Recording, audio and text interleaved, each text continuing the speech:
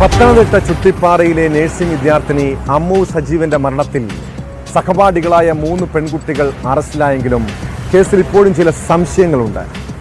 മാനസിക പീഡനവും ശാരീരിക ഉപദ്രവവുമാണ് അമ്മുവിൻ്റെ മരണത്തിന് കാരണമെന്നാണ് നിലവിലെ കണ്ടെത്തൽ.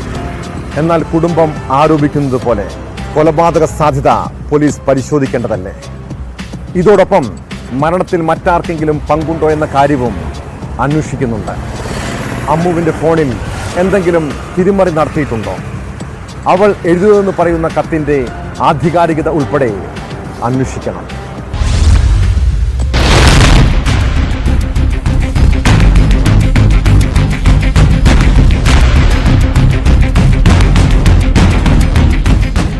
സഹപാഠികളായ അലീന, അക്ഷിത, അഞ്ജന മധു എന്നിവരുടെ മാനസിക പീഡനവും ശാരീരിക ഉപദ്രവവുമാണ് അമ്മു സജീവന്റെ മരണത്തിന് കാരണമെന്നാണ് നിലവിലുള്ള കേസ്.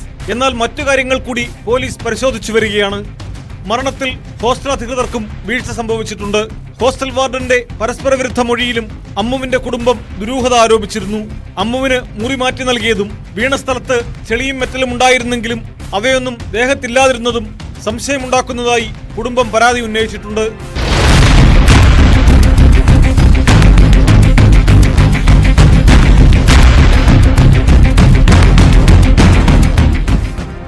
അമ്മുവിന്റെ മരണത്തിലേക്ക് നയിച്ചത് സഹപാഠികൾക്കിടയിൽ നടന്ന പ്രശ്നങ്ങൾ തന്നെയാണെന്നാണ് നിലവിൽ പോലീസിന്റെ നിഗമനം. നവംബർ 15 രാത്രിയാണ് അമ്മുവിന്റെ മരണം.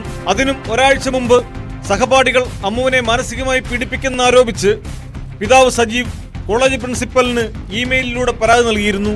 ആരോപണ വിധേയരായ വിദ്യാർത്ഥികളോട് വിശദീകരണം തേടുകയും മെമ്മോ നൽകുകയും ചെയ്തിരുന്നു.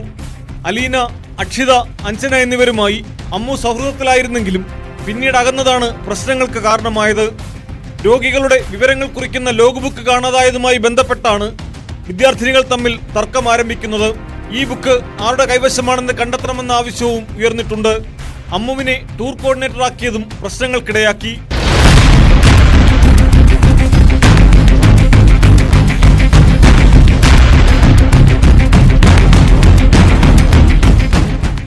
മൂന്ന് പ്രതികൾക്ക് പുറമെ കോളേജിലെ മറ്റ് സഹപാഠികൾക്ക് സംഭവത്തിൽ ബന്ധമുണ്ടോ എന്നും പോലീസ് അന്വേഷിക്കും.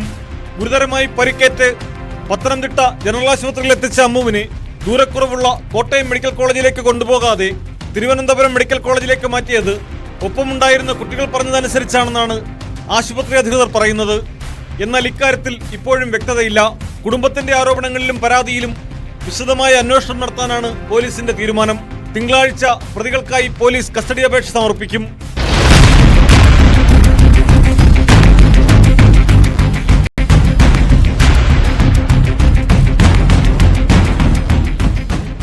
ന്യൂസ് 18 പത്തനംതിട്ട.